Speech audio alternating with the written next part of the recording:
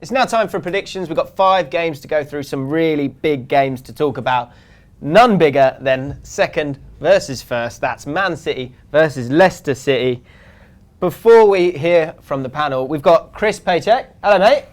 Hello, mate. It's Pajak, who was pretty much trending throughout. It was pretty much trending throughout deadline day. Nothing else was happening, so.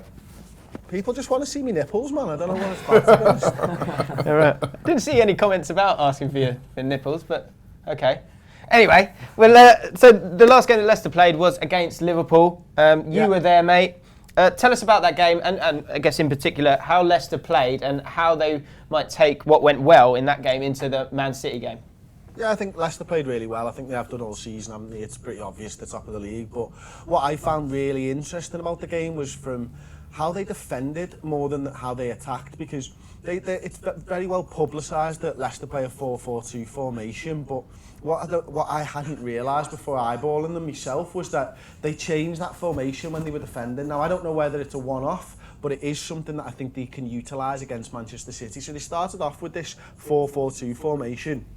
And when we picked the ball up, be it from the goalkeeper to a centre-back or something, they dropped into almost a Christmas tree. So they went to a 4-3-2-1, and they essentially let us have the ball with our full-backs. So it was Nathaniel Klein and Alberto Moreno for us on Tuesday night. And what that meant was that they had the centre of the park completely covered, but when we went down the left-hand side, they then changed it into a 4-4-2. So it was Okazaki would drop back and Jamie Vardy would drop back, and it was just really interesting how the entire team shifted over to one side, and then we'd end up passing back to the centre back. They'd go back into the 4-3-2-1, we'd pass it over, let's say, over to Nathaniel Klein, and they'd roll back into a 4-4-2. So, you know, from a defensive standpoint, it's a type of counter pressing. It's probably passing lane orientated counter pressing, but I've never seen anybody do it like that before. I thought it was really interesting. It was one of the keys for them winning the game. Obviously, Jamie Vardy scores a great goal, and that pretty much ended the contest.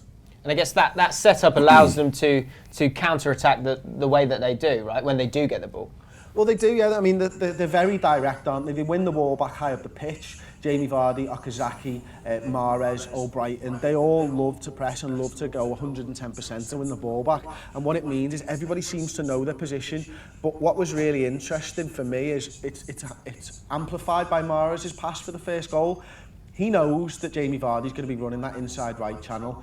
Just as if it was on the other side, Albrighton knows Jamie Vardy's going to be running the inside left channel. So you think that they're hoofing a long ball, but they're not, because they know exactly where Jamie Vardy's going to be running. They're a very, very well-drilled team who've all played together for large periods of the season. And as such, you know, those microseconds where other players are thinking, where's the other guy going to be? Where's my pass? For Liverpool, you see that all the time. Leicester, they know exactly where the next pass is. They know who the pass is to, and they just attack so quickly from that, because they're not having to think about it first. They instantly know, and they're a great football side to watch. I really enjoyed it, apart from the fact that Liverpool got beaten. Yeah, they are, like you say, they are a team here, and it's reflected in the stats. You've got Mahrez, Mahrez and Vardy are those main guys, but Mahrez got 9 assists. But Albrighton's got 6, Drinkwater's got 4, Akazaki's pitched in with 4 goals, Mahrez has got 13 goals. But yeah, I mean, that man Vardy is that centre point of what they're doing. When it comes to, I mean, it's going away from the predictions just for a second. Vardy, with the way he's been playing, Flav, is he a shoo-in for the Euros, and is he a shoo-in to start in the Euros? He's definitely on the plane, 100%. I don't think he'd start in front of Kane, and that's not me being the first. It's not me being like partisan. I think Kane has a lot more to his game than Vardy does. I think all of the Leicester players actually... Are there any other people who should be getting in that squad? All of the Leicester players benefit from the system outlined, which Chris just told us about, but and Spurs to a certain extent as well.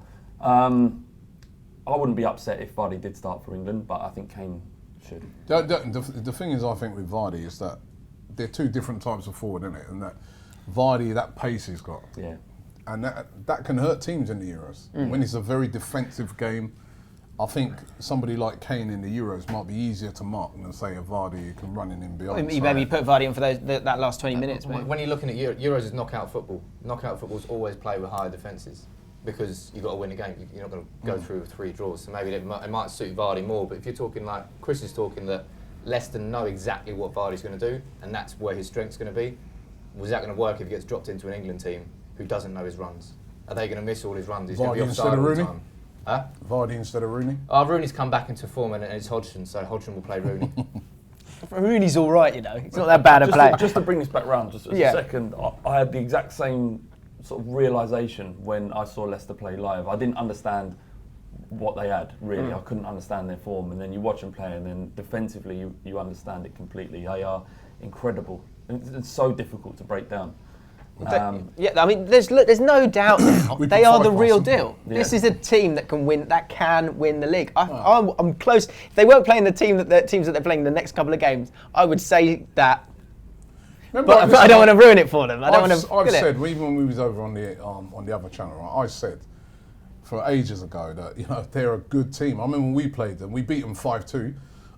But I remember thinking they're a good team. And I said all along as well that Vardy, for me, is a top striker. So how? You know, everybody's expecting Vardy just to fall away. He got that little injury, dropped off a bit, but he's a top player. But you've got Man City to win this game, and that's without Company, De Bruyne, Aguero's. Yeah. You know, Aguero's scoring goals, starting to get there. Yeah, I got City to win it because City are playing at home. I think it's going to be a very difficult game for Leicester. Again, they kind of in a way got nothing to lose because probably, you know, City are the favourites. But it's a very difficult place to go to the Etihad and get a result. I don't know. I fancy, you know, you got Aguero, those big players. I just feel that they'll step up in that game, and I'll go for Man City winning it. The rest of us have gone for a draw. Go on, Chris, you there? What do you think? Leicester to win, to be honest. Upset the apple cart once more. I understand, look, Man City are playing at home and stuff, but it wouldn't be unlike Man City to mess it up. So I think the week that Pellegrini's now been announced that he's not going to be there anymore, it's going to be very, very difficult for him to motivate his players from now on in. So I think Leicester City are going to do them. But that could work the other way, in that the players might say to themselves, you know what, let's send him off. They've got nothing to lose now because whatever happens, he's going. It could work the other way, but it's not going to. Yeah. Well, we will see. We will see.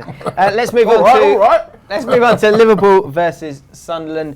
Liverpool, as you said, did not play well in that game. In particular, the people that you weren't happy with, Chris, were Klopp. Firmino, Benteke. No, Klopp's got to the end of this season, hasn't he? He's got the longest pre-season ever. There you go. Yep. But you weren't happy with Firmino. You weren't happy with Benteke. But the question I want to ask is, you've got Sturridge, who's slowly coming back now. That's what we're hearing. How long do you stick with him, or when do you give up on him? And I guess maybe Firmino and Benteke as well, and go big, buy a quality striker, because it seems like you haven't got one. Yeah, well, we have, but as you say, he's injured all the time. Like, that's the problem. He completed his first full training session with the rest of the team yesterday for the first time. He's obviously not played for us since December the 6th against Newcastle. The thing is with Daniel Sturridge is he is our only and potentially world-class player. When he's fit, he is world-class, and it's very, very difficult to replace that. Personally, I would give him until the end of the next pre-season. If he doesn't come through that pre-season, fine, then I'd be looking to get rid. I know a lot of Liverpool fans think a bit differently, and they're thinking of the summer, maybe it's the time to offload, but you know, he always scores goals. There'll be someone willing to take a chance on Daniel Sturridge, but I just think that it's going to cost £50 million to get a world-class striker through the door. That's almost guaranteed to buy goals, and Liverpool don't have £50 million to spend on a striker. We've got too many other holes in our team. You know, we badly need a spine to that team, you know, going from goalkeeper, a centre-back, a defensive midfielder and a striker. And if Daniel Sturridge can fill one of them, we save a lot of money, so I'd stick with him for now. On to the game itself, and this is one of those, through the years, Sunderland go away and get a win, despite us all saying Liverpool are going to win this game. What do we think about Sunderland, Robbie?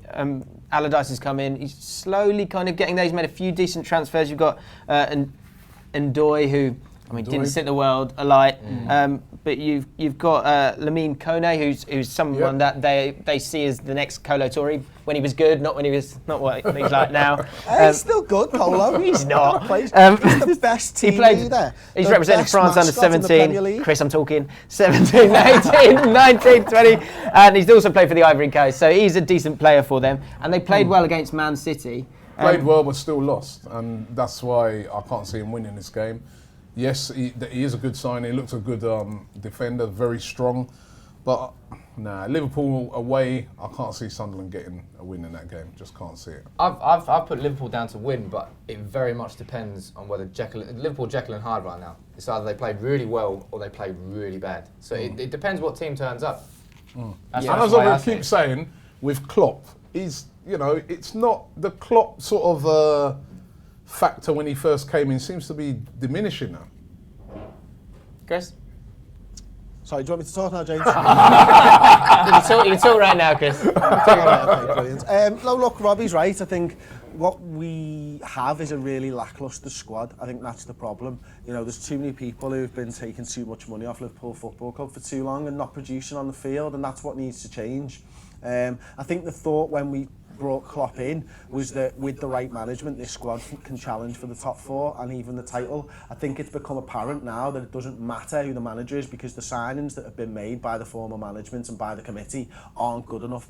Our squad at the minute doesn't look like it's good enough to be in the top four. It doesn't look like we can go on a run where we can win 6 or 7 games on the bounce. Sunderland now, we've historically done quite well against Sam Allardyce's sides. I know Sunderland, we beat them on the 30th of December 1-0 thanks to a Christian Benteke goal, but we've won 5 and drawn 1 in the last 6 against them. So the form guide between the two clubs is kind of with us. So that's part 1 of predictions. There was so much to talk about. We're going to have another part, and that's going to involve Spurs. It's going to involve Arsenal, and it's going to involve Man United, and maybe a special guest, so don't miss it. We've had deadline day, but now, can you hear this? Silence. Bit of transfer silence. No more rumours. We're back to business. Robbie, you say it the best. Go on. Back to business. No, you say it properly. Back to business. There we go. That's what I love. I can't say stuff like that in that tone.